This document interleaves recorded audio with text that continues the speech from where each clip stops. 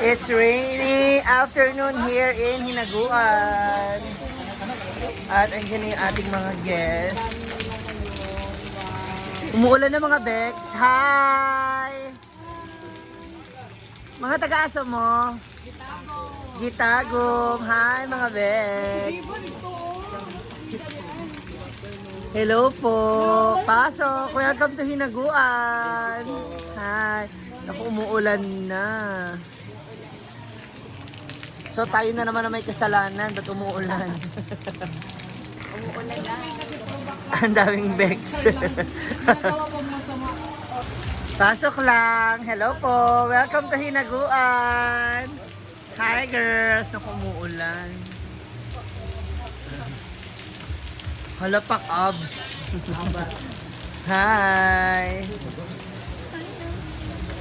Siyempre habang nag-ano tayo, nag-ready ng mga bisita natin. Halapak po pa ka-ayo. Smile. Pagod na pagod. Andiyan na pa yung ibang mga taga-Bex. So this is, from CDO papuntang Medina. Hi, mga besh. Hi! Welcome, pasok lang. May food na rin kayo naka-ready doon. Kain na kayo.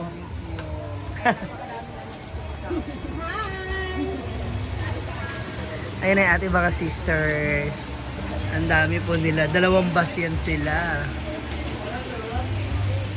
Yes, because dahil ang daming Bex kasi po it's LGBTQIA event. So nandito sila lahat ngayon sa Hinaguan Farm.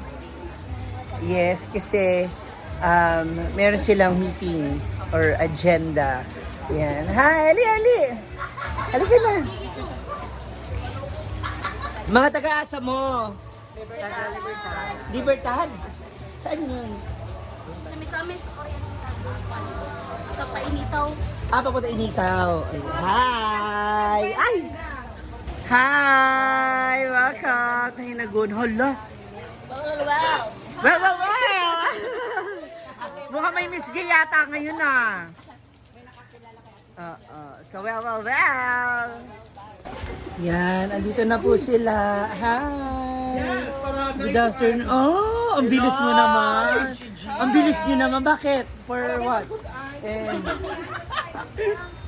Kailangan punit-punit yung damit para kunyari hindi nanalo na 7,000 daog. Yabo. 7,000? Diba? Tapos kahit malang milk tea, wala. 200. Di ba, Chay? Oh, mau gani. Diba? Hi! Ganun ang job. Ayan pala yung kay Brenda. Yung fan. Hoy, sa kakang pilita ko rin. Ang samang ka? Uy, iba pa yung gipo! O kaya nga, rest in peace, Miss Culutar Pugales. Sino si Colita?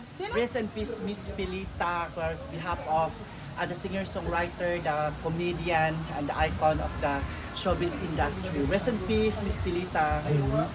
Pili daw. Ikaw. Ba't ngayon ka lang bumalik? Tapos pawis ka na naman, tapos magkasama kayo. Tatlo kami. Tapos nagtsachani ka na naman. Shave. Tatlo kami ni Juan. Siya yung Ay, yung kanyang sa'yo si yung binigyan niya kagabi ng 2,000. Ha? Sa yung sa'yo tayo nag... May mga ingana Oo, dahil. may ingana. Konting dila lang. Sa ganit, wait. lamig ka lang sudan. Ah. Bigo na nabilin. Ibig sabihin kunyari Bigo na Mga tanan. ginasa tanan yun. Amo gyud. Oo, ginasa. para sa imuha talaga yan. Bigo lahat. Ayun na so. I-chat ko sa iyo mo. Hi, Sa iyo mo, sister. nag-reply ko. Hello. Nagsakay na ko. Dito na pa yung representative Ganina ng... mo nag-reply. Si Inday ba? Natutulog si Inday. Baka Baka. manong tao ka. Dai. Todo. Tulog-tulugan lang siya. Dai. Alam niya nang darating kayo. Dai. Wala di ba? Basta matulog. Bring na panig.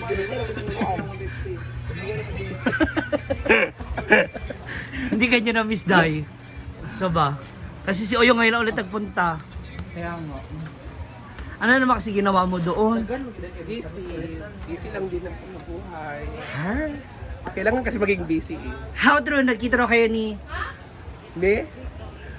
Wala. Pinadaan mo raw siya sa ulit sa bintana. May day lang, nakikita ko siya. Ha? Uy, ano naman yung ano? Ano lang naman yun? Biglaan naman yun. Biglaan kasi yun. Pating! Yawa kating! Pwede, ano oh? Hi! Yes po. Ayun na mga Inday Katoknatics. Hi! Mga taga saan kayo? Mantikaw. Ay, galing kami doon na nakaraan. Hello sa inyo. Ay, ako mag-picture sa inyo. Ako na. Ayan. Ako mag-picture sa inyo. Inisit ka, Jay! Inisit ka! Ayan, dito ka, sige. Picture sa iyo, wala smile na lang. Ready? Pag-smile ba? 1, 2, ready? Thank you. Ito mga LGBT, ha? Ay, ulit ka.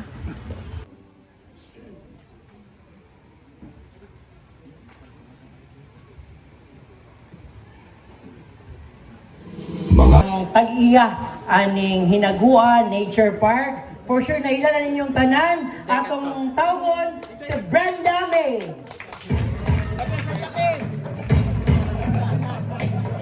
Contender number 1. Charis lang. Hindi na sabi.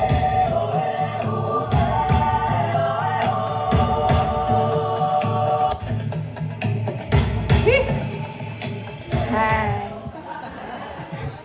Brenda Mays, 22, Hinaguan Nature Park. Mayong adlaw kaniyang tanan, especially to our Honorable Mayor Dr. S. Hardin and to Kapitan Vincent Idades and sa mga nasa likod ng mga panel of judges.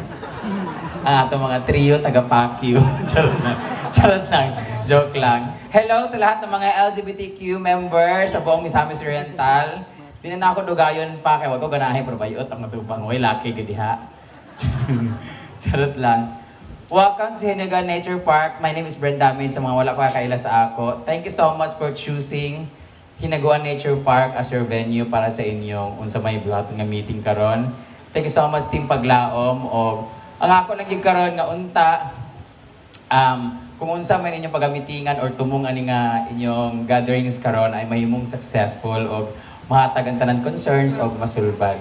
Thank you so much and once again, thank you so much for choosing Hinaguan Nature Park as your airline of choice. Because in Hinaguan, we find ways. Charot lang. Thank you so much and once again, welcome to Hinaguan Nature Park. Thank you so much. Ang hapon.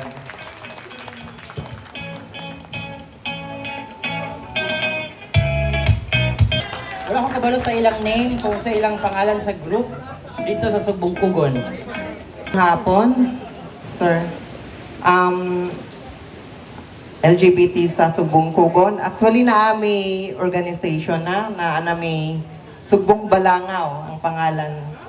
Oo, dayon. Andito na po yung representative ng Hasaan. So ano sasabihin mo later? Wala Anong yun, project? Next project yung Alcalzada. Gagawa rin ng kalsada? Namatuwid. Sugbong Binuangan! A pleasant afternoon to everyone. A pleasant afternoon to everyone, mga ka-Team Paglaom. We are the LGBTQIA+ community of Binuangan. It was started 2022, no? I am not a president, kaya ang president karon na ay lakaw sa Manila. So, I am the secretary of our organization. No, it was started year 2022 by the initiative of Jacob Salvania. Jacob Salvania. No, sa wala pa siya nagsugod ang organization na amo na naging mga initiatives sa LGBT para na pa-seminars bahin sa SOGSC, which is very important kay kasagara gyud sa among local. Ang problema gyud sa among local is the discrimination itself. No, naagay mga usually bitaw nga nang mabasahan na to sa internet bitaw nga okay kanang ang mga gina-discriminate ang mga maya, mga double blade daghan bitaw kay ginanang nga mga terms. So murag tungod ana na-create ang organization.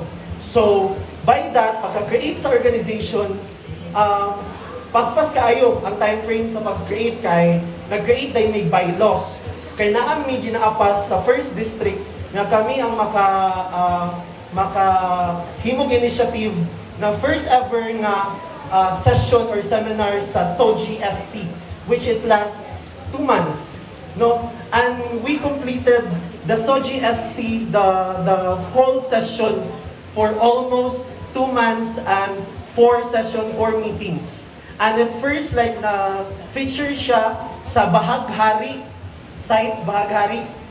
Makita ninyo nga site na siya, wala ko nagbinaka. So kami ang first ever sa among local o first ever pod sa first district nga nag-conduct og seminar nga ana. And by that, dili ra pod siya more on naka-focus ang organization sa LGBT itself, but it's more on political awareness. No, gasaka mig bukid, gaadto mi og ang mga sa among local, no, nga ga-raise of political awareness, ga-raise of unsa mga angay butaran, unsa ang mga angay sakto nga mga unsa na characters sa candidates, no. It's a non-partisan, but of course, no, nakita man gud ni align sa among principles ug sa among vision, ang vision ni Gov. So murag okay, murag mas ganahan mi ani. But it's a non-partisan organization, but it is because the vision, the principles, the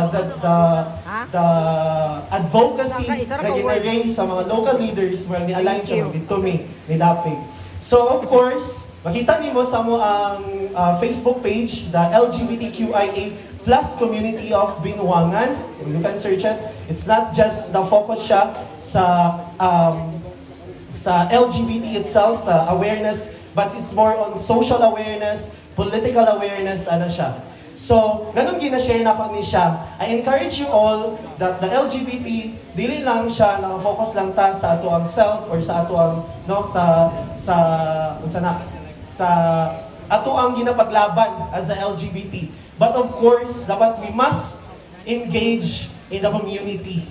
It is because dila magsugod, no, ang engagement, dila magsugod ang fight, no, sa ground, sa roots, no, dala yun sa community.